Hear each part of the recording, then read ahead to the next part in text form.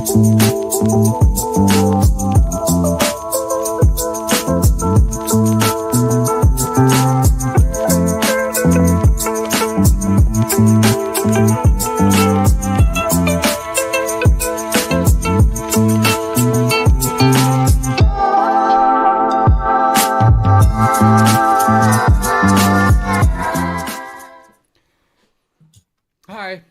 Hi, Happy New Year. Yeah, same. Is it still legit to say that? Should be for the next 12 months. We are close to Easter, right? Well, we're close to Christmas. Soon. Well, yeah, that's important. My children would say that would be a good idea. Ah, So, we are back again.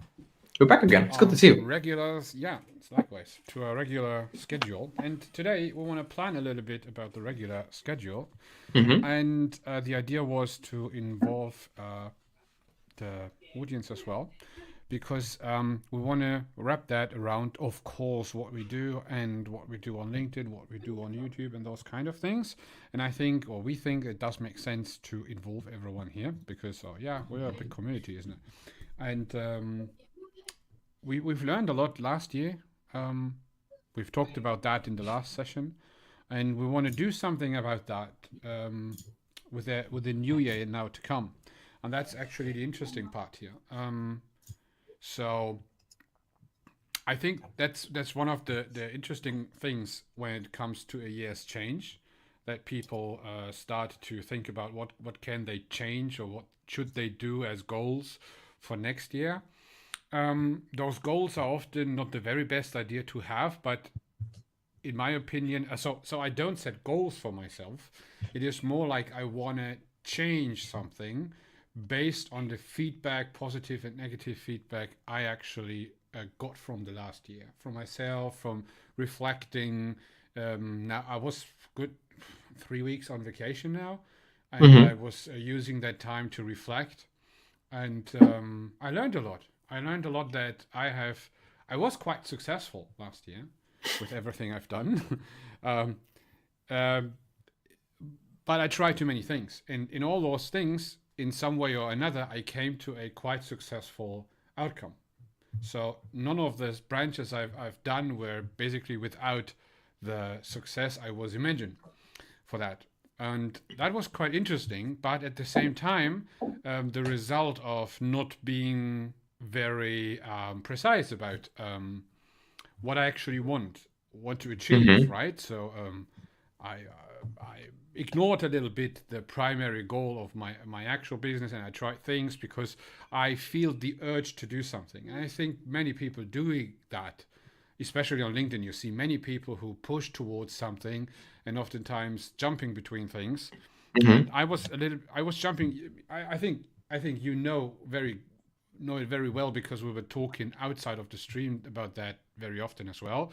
And I've tried a lot of things. I've done my LinkedIn stuff. I got my 10K followers on LinkedIn. My Substack is growing. My mentor cruise is growing. My company is growing. We got a lot of clients through LinkedIn. YouTube was very successful until I Mm-hmm. got notification, and now I will keep it on. Actually, next thing will be about continuous delivery there, and all those things were actually working, and they were all producing something in the end, more than actually I expected in total. The point is, my biggest learning is don't do too many things and start to focus on what really matters for the next steps to come. And Mm-hmm. there I actually failed a little bit because I was not overworked, that would be the wrong terminology, but I've definitely done too much, let's say. And I Mm-hmm. couldn't keep it wouldn't be a very good idea to do that for one more year like that.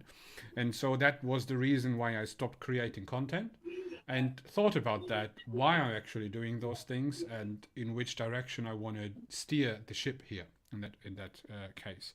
I have several ideas. Again, my problem is I have so many ideas every time. So I need to combine the feedback of last year, combine the feedback of the people I'm working with, my family and friends, um, and make the right steps, right? Rethinking the model of creating daily videos um, into other types of content, or maybe I stick with the videos. I'm not 100% sure yet. And today is one of the days, I think, in this stream right now, where this will be finally defined. So I am basically about to return. Yes, this is how it is. Now I waffle a lot, and you haven't put the waffle on the screen, so I Hmm. think you were thinking No, about this it. is good. I like hearing your thoughts on this. We have discussed this at length last year, especially like just before Christmas. Hmm. Mm, interesting to see. You had a similar experience this year. Last year is I focused less on team coaching. Sort of got the team coaching was so intense in 2023 that I didn't have any time for anything else, especially content creation. Plus, we streamed twice a week for 4 hours, and that was, like everything was a little bit too much. The team coaching was a little bit too much. The streams were a little bit too much. The content creation was a little bit too much. So last year, I focused on what worked, and I double down on LinkedIn, double down on writing, on the streams, and the coachings that I got through Mentor Cruise, because for some reason it won't go away. As much as I increase lower prices, change the product, it keeps being there as a staple. So I'm getting the most frequent and, let's say, the best trend on improvement there. So I said, okay, let's lean into what works. So do more of it. So the whole content creation journey worked really well. But this year definitely gonna be the team coaching focus for me. So I also want to make that sort of. It will definitely influence how I'm creating content. What I'm talking about in creating content, more about getting, more about the emotive factor about what it's like, coaching a team, plus everything else that people are used to in a more bite-sized format. TDD February is coming up. Usually around my birthday, you do a booklet refresh on my no-nonsense TDD booklet.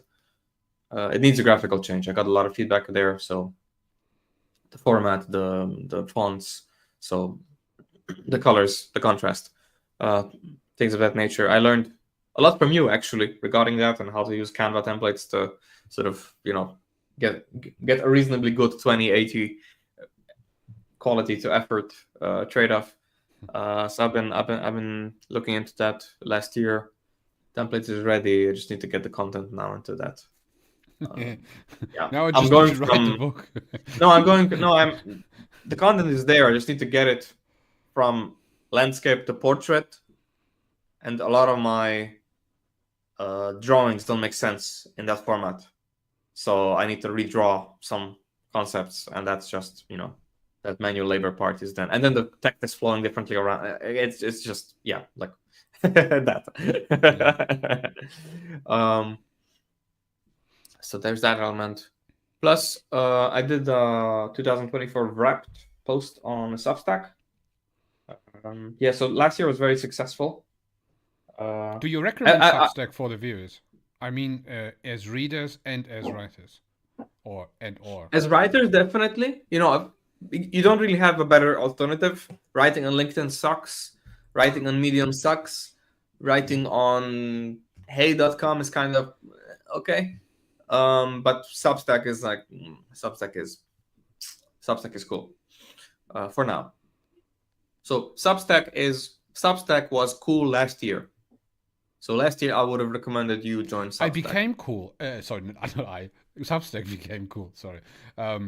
It brought a lot of new features. My favorite feature was the video, even though the video was the last consumed. Oh, they just announced from today onward you can do live on Substack. Actually, since several days already. But I forgot. Deployment. On my account, it got turned on today. So okay, it was for me for 2 weeks. I didn't have the connector yet. I forgot to add it because we could have run an experiment. But anyway, next week. Actually, it is only possible, as far as I know, through the app. So you need to speak into on a video your phone. medium. Yeah, it is a little bit like that. Oh, it's just like Facebook. Oh, okay. It's like Facebook and Instagram. Okay. But there are a lot of great newsletters on Substack, I have to say. I liked Medium before as well, but Actually, Medium is good as well, but not for the writers. In my opinion, Yeah, it sucks for Medium is good writers. if you just want to blog a little bit out of hobby reasons, Yeah, stuff like that. yeah. But if you really want to, and that's one of those points, if you really want to create some valuable content No, I over a mean, no, longer I period of wouldn't time, say then so. Substack is I better. think Medium actually sucks. Because Really? if I think about it, whenever I see a cool, for example, Brian has a really good Medium, Yeah, I and it's was almost thinking about that. impossible, to subscribe to him. I mean, you can follow him, but you won't get any emails. If you're subscribing to him, you're subscribing on a different platform. Like, it's very difficult to get an email that says, "Hey, Brian just posted something." I think the problem is that you need to have a Medium account, isn't it? And on Substack, you don't need to have an account. I think. Yeah. I'm actually not just a subscriber. That's actually of course I'm subscribed, Yeah. but I have a main account, so I'm not sure how it Yeah. is, but I think you don't need to. And that is actually an interesting point. And you have a variety, so you can combine Substack very great with YouTube. You can combine Substack with courses if you do those. You can even combine that with LinkedIn, right? And it's kind of interesting. So I recommend.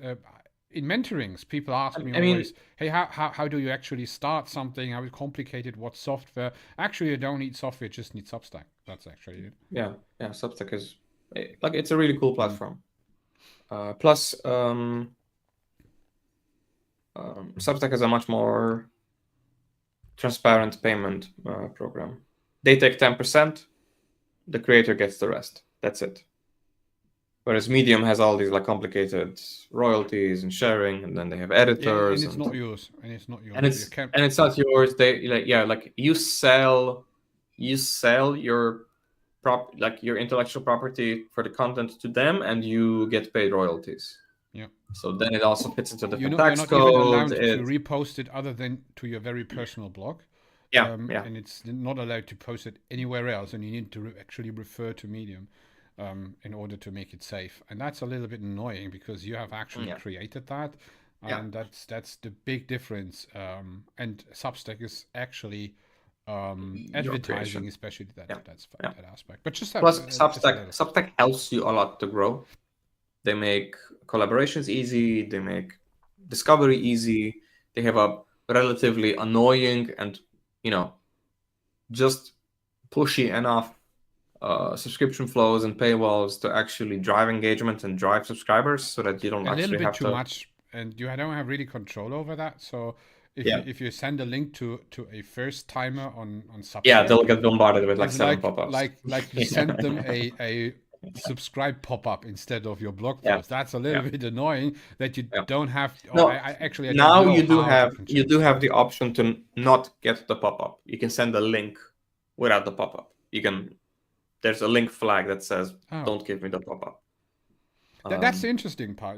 They actually were doing so many updates in the last year, maybe this year even already, Yeah. that it makes it so interesting as a content creator. They'll to get the use that pop-up on the platform. second navigate.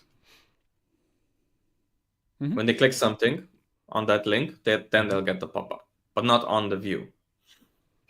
So that's something new. Yeah. No, but regarding that, I have a similar feeling every year, where I have this feeling towards the end of the holidays in December that I didn't do enough this year, that I didn't do enough, but then I check my revenue, and then I check my testimonials, and then I check everything I did, in the year, and then it's amazing. And revenue was much higher than I expected. Especially looking back, I was quite tired. First year with the kiddos.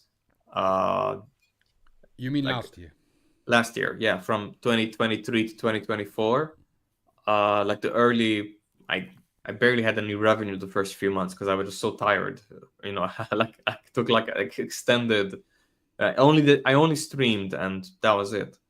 And then everything picked up once I got my energy back. And this year I feel like I'm starting, the year energized. We're in kindergarten now. That's because of your new Apple, right? So because you had an old Apple, you had less energy, right? Well, Yes, I had too much energy. It was too hot in the room. The fan, right? Yeah, but the Mac Pro is amazing. So Uh, That was a good. Anyway, I don't want to open up that many tangents. Hang on. but you are very clear to understand now. There is not this scuba this vacuum cleaner in the background anymore. I can turn it on if you want for nostalgia. No, but the point is, I do get that feeling that that the year towards the end didn't go as well. But then in hindsight, it makes sense. And strategically speaking, I'm much better prepped for 2025 than I was for 2024 the beginning of the year. I'm also making progress with my existing clients, so I am nurturing a few like very, very long-term leads, and that's now picking up. So I'm now breaking the record on my longest coaching. So it's now getting close to 12 months, because generally it has been between 6 to 9 months. So now we have a few clients that are sort of extending that sort of like a very long-term relationship. They're growing, I'm growing with them, so that we're in this sort of same trajectory regarding intensity. And we started off very slow compared to the intensity of our usual team coaching, which was a deliberate change on my part. So there's that. Regarding streams, so when I posted when I did the recap, one of the big streams from last year was the episode with Nick Shoemaker. And Nick pinged me immediately to do one again this year. So we're definitely going to be doing something Next.js, I think TDD related, and Next.js, probably in February.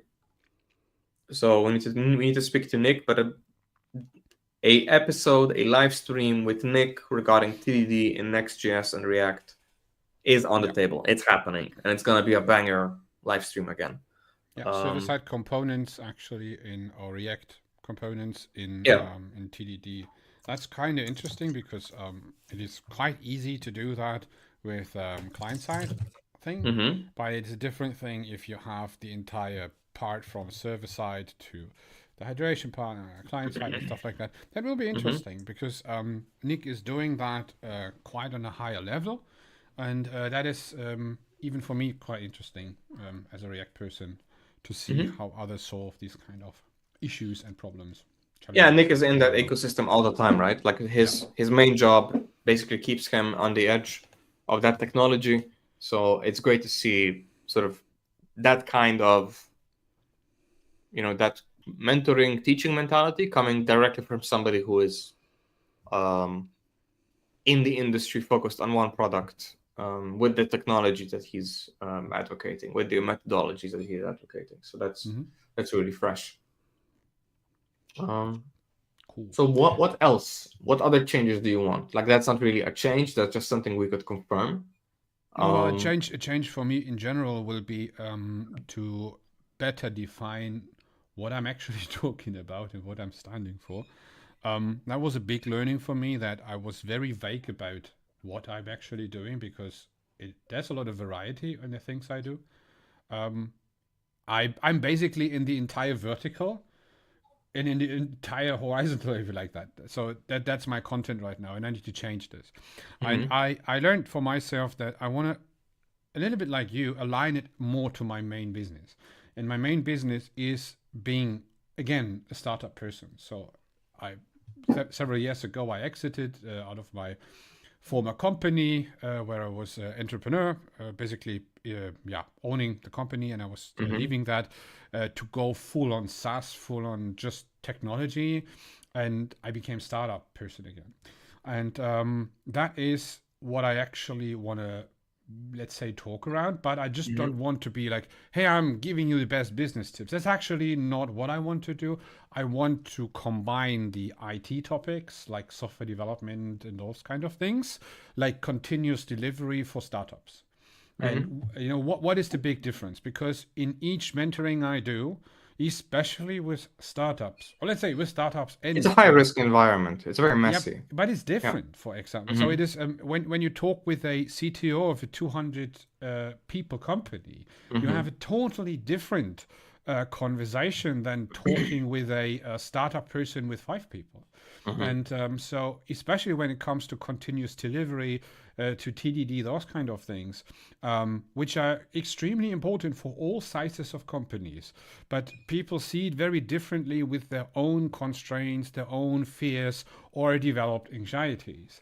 And that is one of the interesting aspects I want to focus on, is especially the smaller companies and how they perceive and understand those topics we are talking about, those best practices, because they are most likely afraid. And there's always this saying, you need to be very fast, you need to be quick to market, you need to have very fast an MVP developed, and you should not use TDD because of that, and continuous delivery, this and that, and those kind of things are, I think, very hard to understand for first timers in the smaller area, because they have so much fear, while they listen to the people from the larger, or let's say medium-sized to larger companies, where they always have these developed best practices. They're talking about these. Of course, they argue as well, but it is a different thing if you have funding, if you have an ongoing,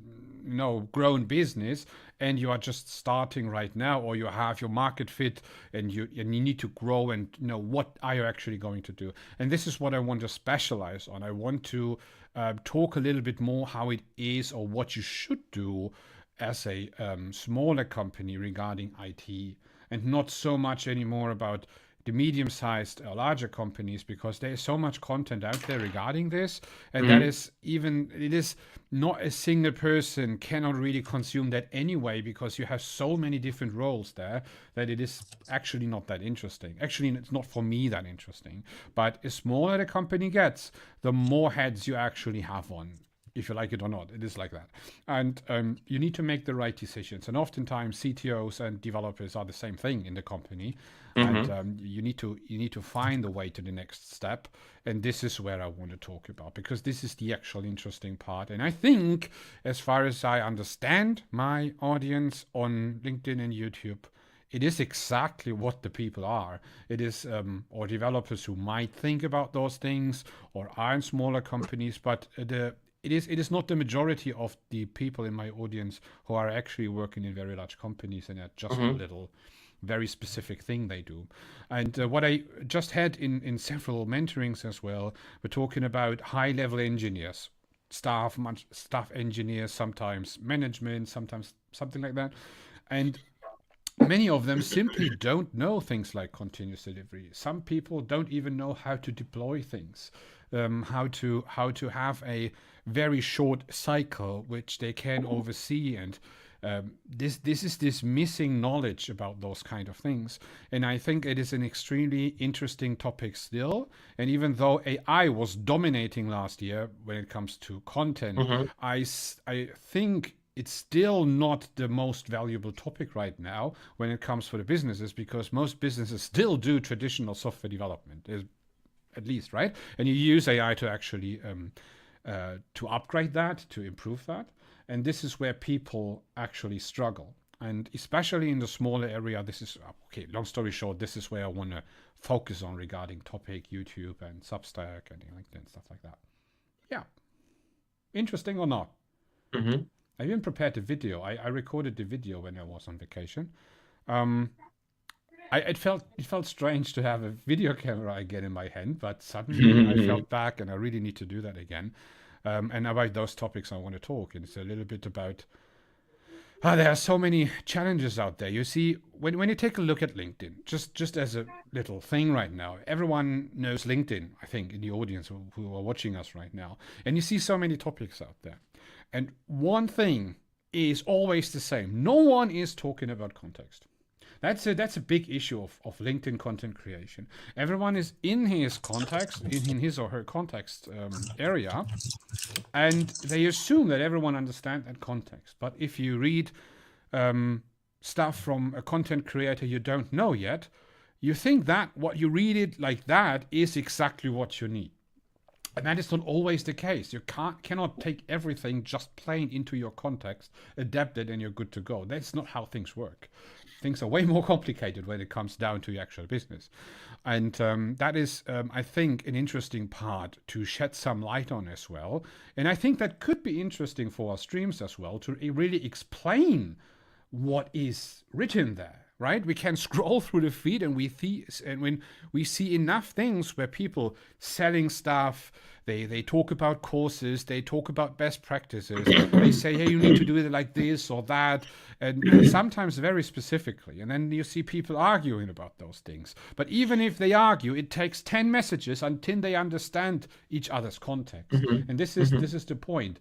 LinkedIn is a contextless place, and I think we should learn more to make differentiations between especially the sizes of companies and teams, that this is a totally own context in each case. And it would be very interesting from your side as well to learn and understand the team size context, because a team in a company can be a little bit like agnostic, I would even say. So a 5-person team in a 20-people company could be very similar to a large company 5 team.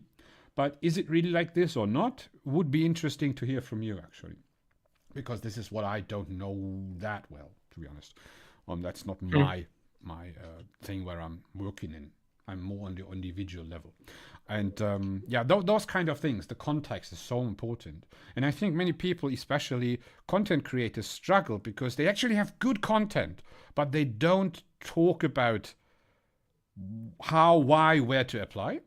And with that, they actually don't find the people, or they don't get responses, they don't get comments because people are confused, or it is a little bit too challenging for the people, or they don't, they are maybe afraid to talk about that because they are unsure if they are actually in the same, in the right context to answer.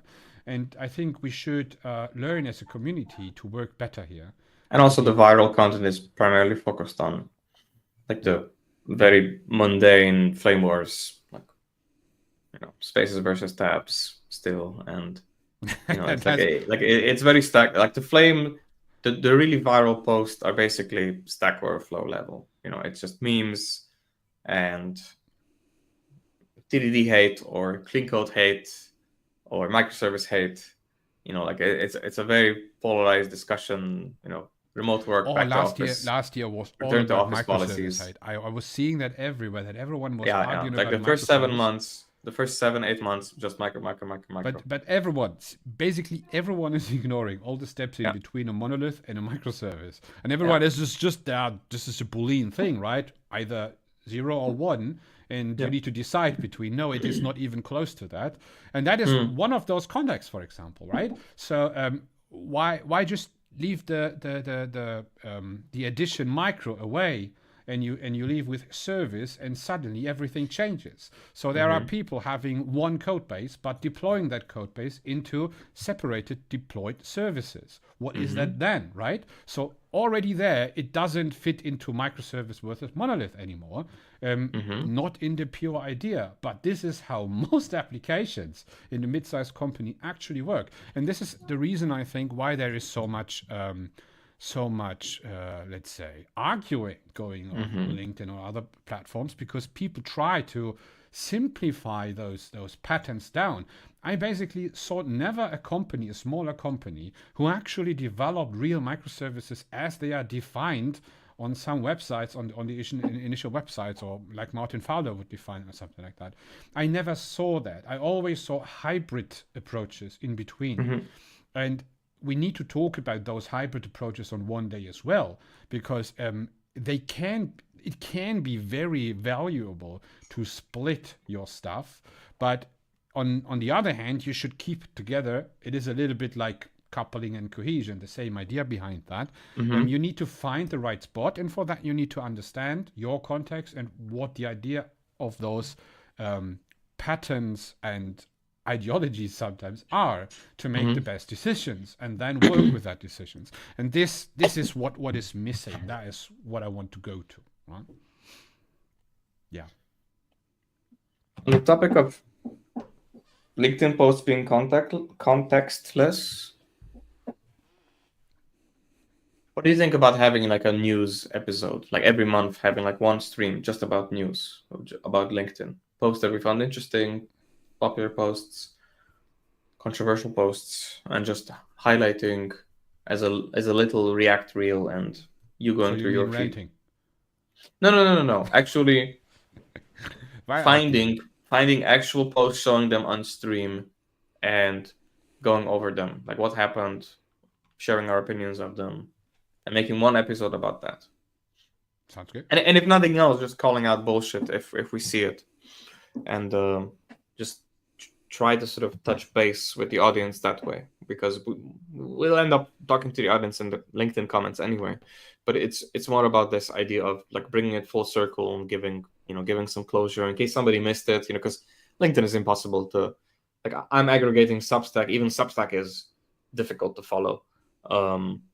And if you could do that for LinkedIn, since we're so active on it, I think that would be like an interesting experiment to run for a few months. Yeah, maybe we can do that next week. And let's do that. A good point. Good starting point. I can set up something if you like and announce it. Yeah, we'll do that. We can like pick like popular or favorite posts. I actually had the idea. I still have a newsletter on LinkedIn. I wanted to do it myself in the end of last year to have a weekly wrap up newsletter where I'm wrapping up what I was seeing in the tech sector regarding that topic. But it was already the time when I was slowing down for the end of the year. But let me quickly note that. Tony has a great suggestion. LinkedIn Reacts. So next week is LinkedIn React stream. So it's LinkedIn React review stream. Cool. And of course, you can name it whatever you want. They just React is always good. People know exactly. So we are not a news show here, but no, we're doing a reaction stream for. It is exactly like that. So we can pick a context. A topic like contextless, and saying, hey, we have just picked some topics with actual interesting content. Yeah. But I mean, I really enjoyed the reaction we did about the Primeagen interviewing Uncle Bob. That was good. I mean, it was a long interview, and we kept talking. I mean, we kept pausing and talking over the video. I imagine it was hard to follow. And there isn't much. Reactions are always hard to follow, to be honest. Yeah. I don't know exactly why they are so popular, especially on LinkedIn, because it is very. No, it's drama. No, but it's drama. You just want to.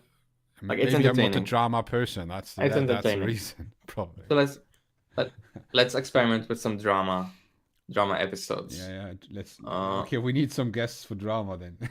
Yeah. So I marked 10 episodes, 10 streams. And 10 streams gets us exactly to April.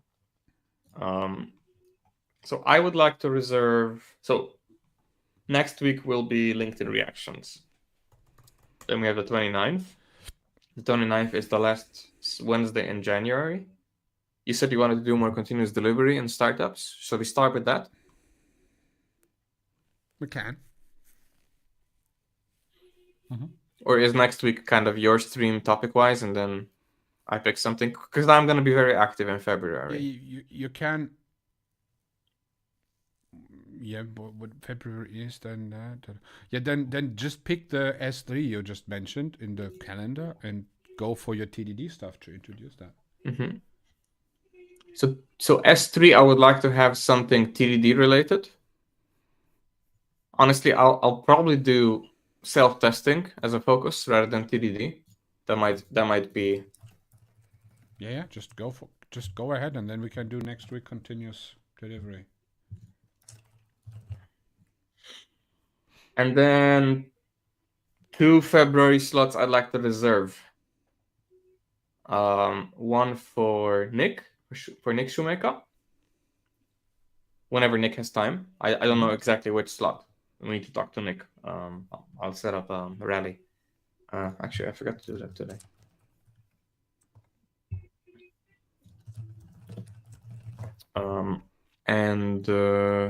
So there's that. plus Ahmed. I need to talk to Ahmed.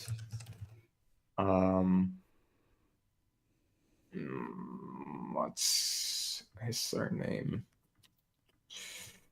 Because we didn't get to talk to him last year because we took a break and then we had the conference, the speaking engagements, and then you got sick and then I took time off, then you took time off. Ahmed Misbah. So Ahmed is still waiting for our reply. Sorry, Ahmed, if you're watching. I would like to schedule him for February as well, before or after Nick, because he also has a TDD related topic. Specifically, last time we spoke, he wanted to introduce the concept of pinning tests. Pinning tests? Yes. What is that? I don't know. That's what he's gonna introduce. Good. From what I spoke with him, it's probably something between snapshot tests and acceptance tests. But I might be wrong. He did talk about this concept before, and I'm happy to experiment. Yeah, so that's coming. That's what I have in the pipeline. So I would preferably have an ideal scenario, Nick on 14, on 12. And then Ahmed on 26. And then you can have another. Right, like those would be my preferred slots if our guests can make any time. Nick, from memory, I recall there was something regarding his personal schedule, his personal life, that he couldn't make our stream last year on Wednesday. Situation might have changed, but I do recall that the Nick stream was one of the few streams we didn't stream on Wednesday, Thursday. So that might happen again this year, which is why we need to meet. Because I imagine everybody will need some daycare logistics well taken care of for accommodate another Nick stream. Because last time we had like 300 people live. Chat was so busy I couldn't keep up. Even recapping it was a 3-hour episode. The recap was also very long. Plus all of the questions we got. It took me weeks to follow up with everybody. All the questions in chat that we didn't get to answer, to write to them, to thank them. And that fueled a lot of popularity for Nick, for yourself, for me as well. So definitely looking forward to doing that again. So there's that. So S2, that's in 2 weeks. That is then continuous delivery. That's then continuous delivery. Awesome. In startups, I imagine. Oh yeah, always. Context awesome. Is now mandatory. Yeah, but we should put it in the title. It's not startups and small companies, actually. That's the same context. It's not really the person. Because people assume if I say startup, because a small company, a small company is not the same as small tech. Stripe is small tech because they don't have a lot of developers. Right? So Stripe isn't big tech. Google is big tech. I don't say big tech. I mean company size, actually. I know. But usually, for example, I like referring to how Gergely published a book, Gergely Oros, and he really went into a lot of effort to really clarify the tiering systems between companies. So what's big tech, what's mid tech, what's small tech, what's a tech-enabled large organization, a tech-enabled small business, a scale-up, and then a startup, right? So I like this distinction between tech-enabled, right, where the technology itself is not the business's focus, but it automates some business processes, business workflows, or maybe the product that the business provides requires technology. For example, an Aura ring might require a mobile app, but what you're buying is the Aura ring, not the mobile app for Aura ring.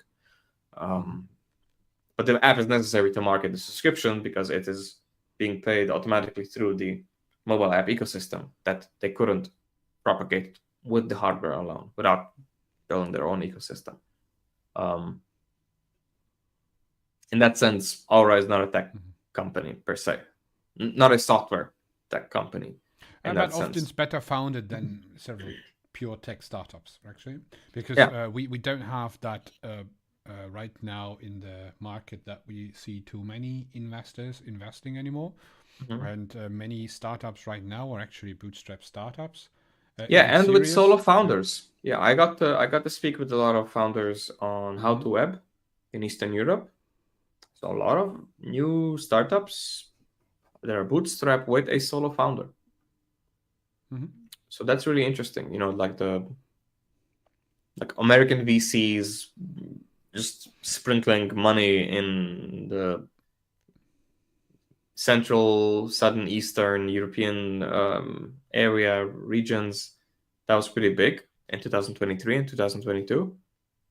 And last year, not so much. That first time that from a partnering company, which were actually working and inviting those founders and founders as well, but VCs, large companies who want to invest. And it was a big thing 2022, and suddenly there was this in 2024 it was a sudden crash, and in 2023 people already see that it is not like 2022 anymore. It is and the funds got smaller as well. Sign that it changes again to this high peak of a lot of VCs spreading money everywhere. It is improving slightly, but I also got to talk to a lot of VCs during my conference gigs last year, and the funds also got smaller. Right, so I have the feeling that the market, especially the company cultures, become more healthy because of that change. It could be. Because one of the biggest problems in the cultural, which was my big topic last year, the cultural part, the cultural leadership, was that there was no leadership. There was no leadership because there were VCs. The VCs wanted to see money, and that is actually how the world looked like. And culture is a different thing when the founder employs a person directly out of their own pockets, and you have this relationship where it depends on each other a little bit. That's where junior developers have more chances, even though they might not be that effective as senior developers, but they are more affordable in the beginning. So it can be a long-term relationship where you see really this not job hopping anymore because people are more loyal. These kind of things. This is how I grew up, actually, for the first 10, 15 years. And then suddenly you take more risk. And that would be an interesting episode on its own, to be honest, to talk about. Well, Gergi's book covers that a lot. Would you like to do a book review? I don't. How's the book called? The Software Engineer's Handbook, I think. I remember. The Software Engineer's Guidebook. Yeah, it's everywhere. It's on Amazon. It's on.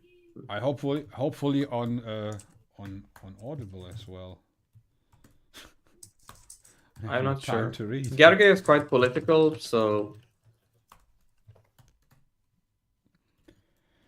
he says, "Why my new audiobook is everywhere except on Audible."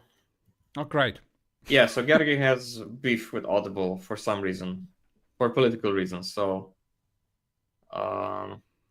let's take a look. I'll take a look into that book. That could be. But we could, because I have it. I discontinued the book club. So the book club was an experiment last year.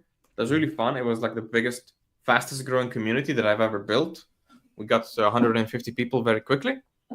But I basically had to stop it the moment the kids got into daycare.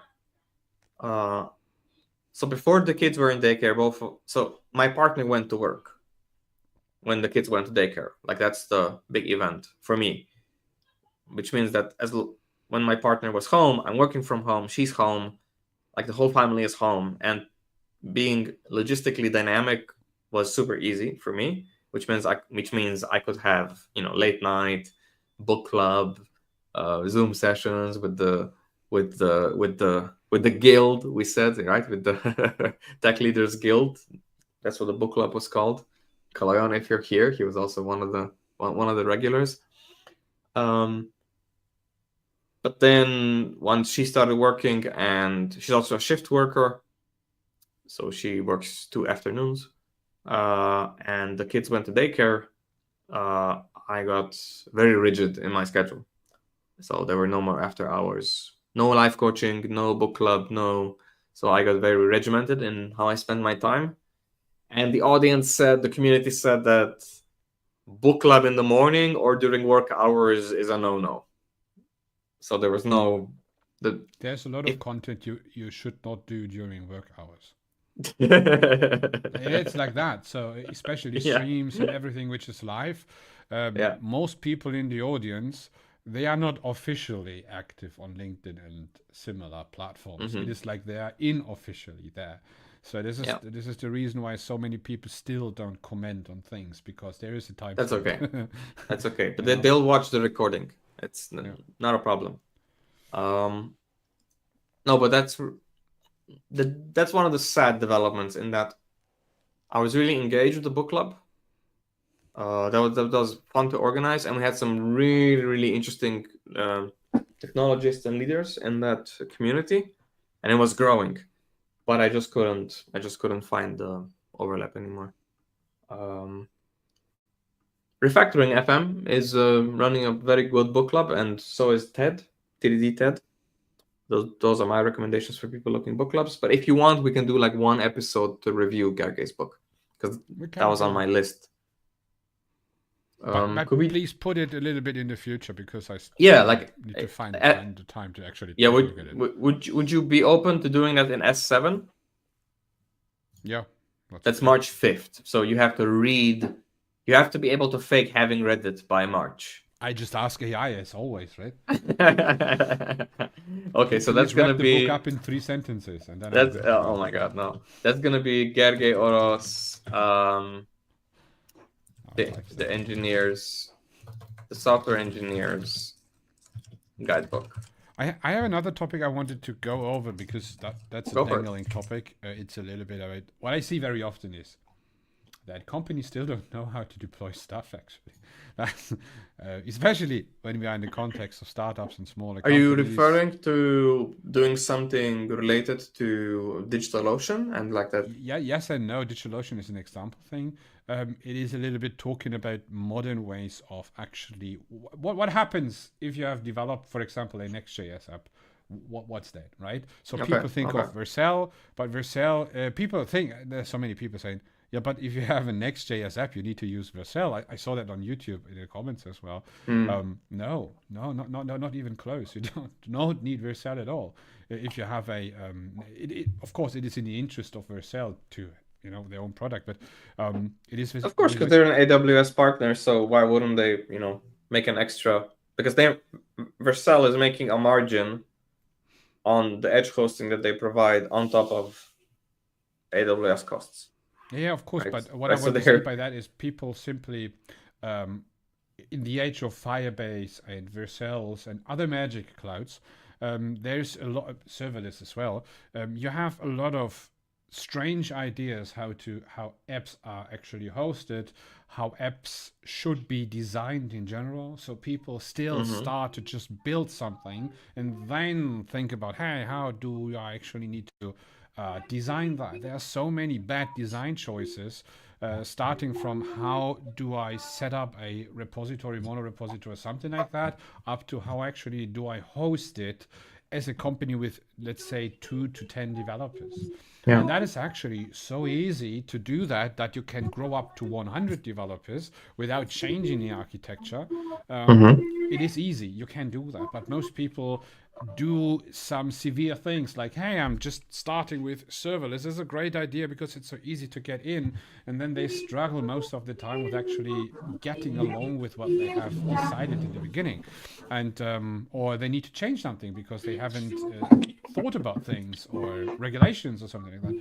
And then they can't change anymore because always people think, hey, you can change everything. And basically, you can't change most of the things you have decided at the very beginning. And that is something I want to talk about as well. A little bit like a multi-topic. It is a little bit like how to build and how to deploy that as a startup. Let's pick startup, right? That could be an interesting thing. Would that be S6? S5, sorry. March 19th. Oh, great. Could be. Yep. No, February 19th. It's in a few weeks. It's in a month. That's good. Yeah. Do you have a title in mind? How to build and how to set up and deploy your app, right? There's already the first catch in the hook, which I will start with. Most people simply see an app. Set up and deploy an app in 2024. Exactly. Most So people 25. still Oh my think God. a sophisticated application is just one app, but it's mostly several apps combined to one app, Yeah. one service, one user focus user-faced service, and that is what we need to talk about. I would like to. I will write about that topic as well, and I want to help people understand what are the best strategies to start with, actually, and that based on my own experience from building extremely old legacy things and very modern things with modern. Yeah, Tony says walking skeleton, like how to set up a walking skeleton so that you actually have a tangible experience of deploying your app with 0 features. From walking skeleton and avoid walking skeleton to zombie, isn't it? Yeah. Because the zombie is the bad thing in the end. The walking skeleton is okay in the beginning. I was doing something on my Microsoft account today. Because I kept getting spammed by recovery code stuff, and I checked my security audit and my GDPR audit, and I was interviewing a lot in 2023, and I noticed I got sent an offer on Skype that I just didn't know about from one of the jobs I interviewed with, because I never use Skype, and I have the notifications turned off, and it was one out of like 200 interviews that I did on Skype, and today, 2 years later, like yesterday, 2 years later, I noticed that I got sent an offer from the CEO. Not the actual document, but like they're checking in with me, doing a handshake. It's like, hey, we're ready now. Okay, let's start. What? Yeah. Yeah, that was a silly moment on my end. Who uses Skype? Do you use Skype? No. Such a passe technology. I was not even aware of that. Skype was supposed to be integrated into Teams, as far as I know, but it never happened. I don't know. I think Skype accounts and Team accounts are interchangeably usable. Skype was acquired by Microsoft to kill it, essentially. Yeah, this is what I mean. It was a competitive. It was a hostile acquisition. It was a hostile takeover. The mega corporations, they are doing this. Yeah, because they were building Teams, and then they wanted to kill the competitor, and they wanted to kill the main app that did video, voice over IP and Windows, so that they could get into the market with Teams. Teams, which wasn't clear. Teams is very dominant here in Germany and Middle Europe. It is extremely. I noticed. Basically, everyone does use Teams. Yes, you use Teams. I get upset every time you send me a because every like client, large or small, uses Teams. Like a humongous Rex Teams link, and it's like 7 paragraphs. You get used to it. So I had for on some day, I don't know why, most of my contacts become unknown user, and my entire list was unknown users, and it never disappeared. So from time to time, it updates one user, and suddenly the name is there. Otherwise, I really need to click through. Those kind of little annoying things happen, but overall, it is it's quite cool because you can actually enter an email address, and you have a very large chance that this contact already exists. And you can just start to, you don't need to invite someone into your space or something like that. That's better than Slack, because Slack is really like the payment policy of Slack is really annoying, to be honest. Yeah, since they got acquired by Salesforce, Yeah. I'm monitoring it constantly. Like it's quite expensive. It is, yeah, it's. I don't like it that much. And to be honest, I think Slack is a little bit. It is easier to keep tracking Teams than it is in Slack. But it is probably Yeah, because I yeah. use Teams lately more than I Yeah, actually Slack use. has that whole credit system, and it's very difficult to track how much you're actually gonna pay. Especially But if you they have tell you in the end of the month, right? at the end I'm paying annually, so I get like a big bill, and then they tell me, "Oh, we overcharged you because we overestimated how many actual users you have," and then they give me like free credits, and then they charge me a little bit less, but then they do a price bump. That's not cool to actually Yeah, overestimate and yeah. then give you credits. It No, would no, be finer but if they would pay they're back the doing money. this thing when they say if everybody on your platform was active 24/7, then you would pay 5,000. But there wasn't because we have this fair pricing policy, so you only pay 700. But then they tell you, oh, but we underestimated how many active users you actually have because some people, it's just, I get it, it's tit for tat, but ultimately it's just a bait and switch Salesforce monetization tactic that was completely unnecessary, and it alienated a lot of teams. And they, a lot of communities that I know went to Circle SO or Discord, and they're just buying Nitro boosts. I'm coaching a leader now. You can use Substack for that as well if it's just for a community purpose. The chat became good enough to do that. Yeah, it got good enough, but it's hard. I want like a wiki. I want search. I want like a competent search. Slack gives me very good search, and video messages. Video messages are extremely difficult to share on the web because I send somebody. I record something on Discord. Everybody needs an account somewhere. So I was a big person on TeamSpeak 3 and TeamSpeak 2 and Ventrilo and Roger Wick, those kind of tools back then. I even owned or still own a TeamSpeak 3 community license. I was very proud of.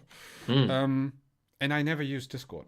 I actually never used Discord. I managed that to never use Discord, and I don't know if there's a grade or not grade or something like that. But it's very good. Completely it's very missed good. the Discord area, and I really need to take a little bit or take a look into how that actually works, because I think in the very beginning I was using it, and then you needed to set up a Discord or something like that. But these days I think it's even different when people say, "Hey, what's a Discord?" and stuff like that. That's actually quite interesting, but it originated from the gamer scene, right? And maybe I need to take a look into that one. The big success Discord is the most optimized platform in the West for communication. Yeah, it is the most optimized, like resource-wise, what you can do with it, the capabilities it has. It is owned by Slack, isn't it? Or no, the company behind Slack. Wasn't it the same developers in the beginning? I remember that. I don't ago. know. I don't know. As far as I remember, Slack and Discord were the same developers, but maybe I'm wrong. wrong. That could be. But Discord is its own entity, and it's being run by the Discord organization, Discord Inc. Okay. And they don't seem to have any. Maybe it's a private company. They don't seem to have. Yeah. No, but Discord is very good. In that they are a very large network, and they are very well optimized for their scale. If you try to run a Slack community in the scale ranges that Discord can run, it will be very expensive and it would crash constantly. Same with Teams, same with any other alternative. It handles streams very well, audio very well. That's what it was built for. And it does like pins and search. It does very good search and notifications. Plus, it's built by default in such a way that they know that you'll be on multiple servers at the same time. So they help you mute and sort of manage notifications, much better than Slack. When you click on Slack and you change to a different Slack, it like goes in and out and refreshes and logs you in and logs you. It's just such a disruptive workflow, and the technology just didn't really improve. The one thing you can't do on Discord that I really miss is you cannot send video messages. right? Like you cannot record and then send. That's the one thing I miss about Discord compared to Slack. That's my primary workflow on Slack. I talk to somebody, I have a lot of asynchronous coaching. They ask me a complex question, I record a 5-minute video and send it to them. To me, that has huge positive impact on how I interact with my clients. So until I find a better alternative, I'll be staying on Slack for work. But for communities, I think Discord is the gold standard. I have Discord installed, so I have used it. Yeah. My brain is like cheese. Okay. So we have 3 more slots. Let's go through it because I am restricted regarding time today. Yeah. So we have S8, S9, S10. So I don't know. It's a little bit too far in the future for me, to be honest. So I don't have topics for that right now. But I will. Well, the problem is last time we only defined 8 topics, and then we got to the 9th one. We started winging it rather than having a planning session because there was so much going on. And if possible, I would rather wing it now and do something that we're not sure about rather than not have anything. I have no idea right now. That's my problem. Okay. Would you like to repeat anything from last year that we did? Like, does any topic come to mind that's like, oh, yeah, this makes sense doing again, 3 months after we last did it? Well, we can. My favorite topic, avoid pull requests, is still a warm topic for me. Mm-hmm. But I don't know if that is still an interesting topic because people really had that now 3 times. Mm-hmm. And I don't want to continue with the leadership topics here, to be honest. I think there is Why? all set because there's all set, and I think no, I would like to stay within your theme, to be honest, and take a look how it develops. Maybe in the middle of the year we can repeat that, but I don't want to have in the beginning something with leadership now, because people can read about that on LinkedIn, and there's a more like a leadership is more like a snackable topic, right? It is not really the topic for 1.5 hours of discussion.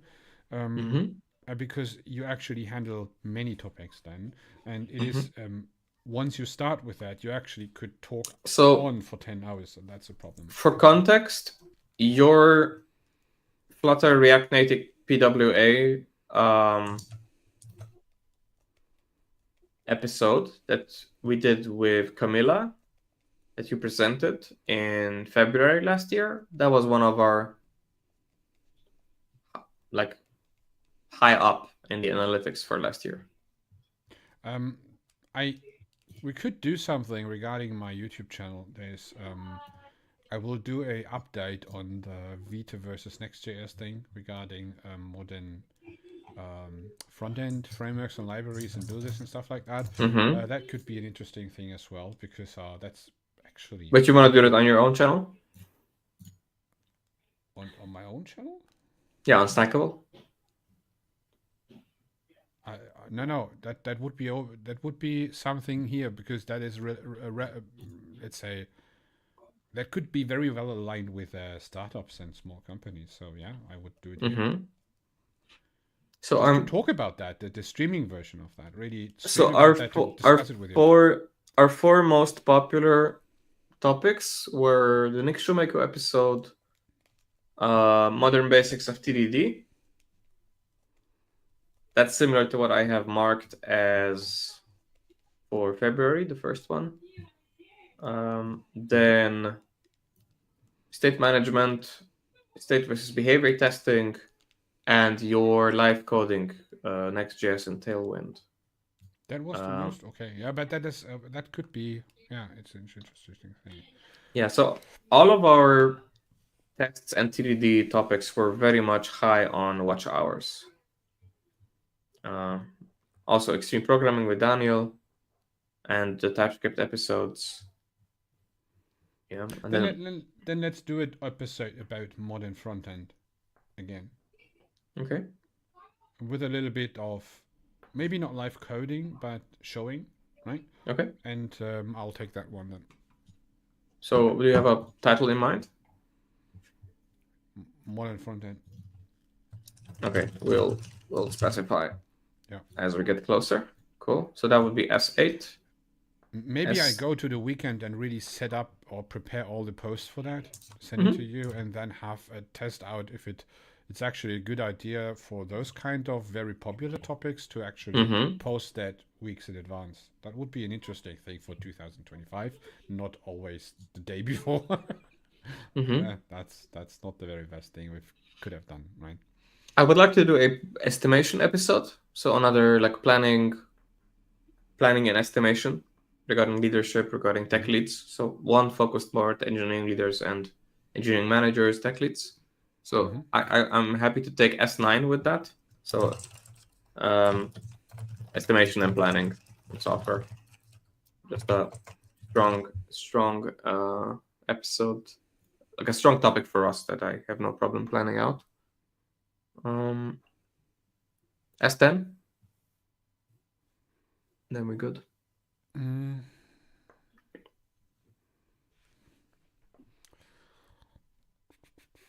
Well, then for S10 we can do another React LinkedIn reaction.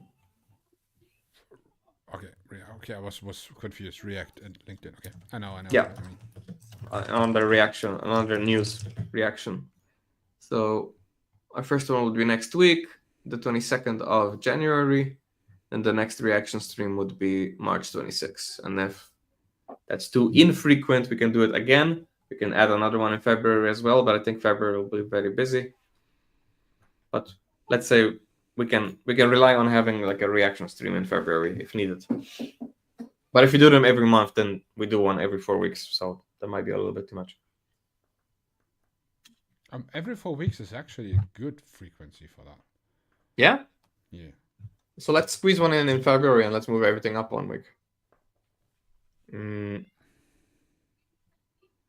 Every last stream per month should be something like that, just to have Okay. orientation, in my opinion. So, okay, let's talk about that. So your setup and deploy. Okay, so let's do S6 would be LinkedIn reactions. And then I move Ahmed ideally to March. And then we move Gerge up to end of March. Oh no, I messed up something. Is it not possible to color those? I am doing it right now. Okay. No, this works. This works. Good. This works. Cool. Then let's keep with that. So next week we have LinkedIn React. That's the first React, which is not the end of the month, but let's keep it like that. Then we have continuous delivery in startups. Then we have self-testing. Probably Nick. Then set up and deploy LinkedIn reactions again. Gergely. Modern front end, estimation and planning, reaction again, and Ahmed, pinning tests. Yeah, and I'll swap Gerge and Ahmed so that ideally, if we can get our guests sooner, let's do that very close to February, and then if not, we'll do the Gerge so stream. When I see the board, when you edit the board, this is what I would expect from an AI to do in the future. Just we're talking about that, and it moves around. Oh, like live. You could like live. You can apply as an AI. You could be an LLM. Yeah, I mean, you can pay me monthly to pretend to be an AI, and I can set up a SaaS But you need to subscription be for fast as an AI. Can you do that? Well, you can call me when you're gonna use it, and then I can pretend that it's live. That's a new thing. So premium AIs are actually human beings in the future, and you need to pay for also, that. On the topic of LinkedIn news, GitHub was down this week. Was it? An unprecedented downtime. They were hard down for 1 hour. So we can talk about that next week. Cool. We have a content plan till April, actually. So Cool. That's it. Well done. Thanks a lot, everyone. Thanks a lot, Dennis. That was cool to talk with you again. Looking forward for this year. Starting to do content right now again. My vacation is over. I need to get back into it. To be Yeah. honest, it's quite hard to get back into. Yeah. The Tony, schedule was heavy this Kaloyan, Sanjeev, thank you so much for participating with us in the audience. You definitely gave us some ideas to work from. Awesome. See you all next week. See you then. Then I will take us off stage. See you then. Bye bye. Ciao.